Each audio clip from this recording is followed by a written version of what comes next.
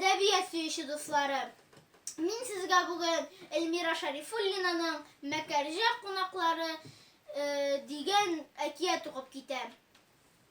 Борын заманда, яхшы чакта, яман да, җайлап яшәп ятканда, шакыганнар ди ишек.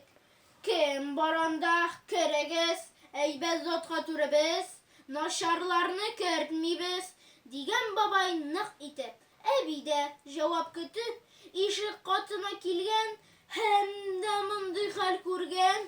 Бер түгел, ике булар, тояклы аяк-куллар, җилкәдә затлы туннар, тирләгәннәр, пешкәннәр, гүя диңгез кичкәннәр. Кәҗә белән сарык ди, үзләре бик арык ди. Әгәр әйтсәм чабып, егылып көләр халык. Кәҗә куеныннан чыгып, белдерү ясый сарык. Бә, яңалык, бә, зур яңалык. Кәҗә белән икебез, җитәр димән көчебез.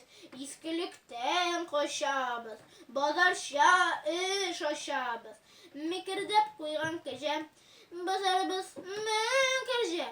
Йомшак кына керәбез, керелмәсә сөзәрбез.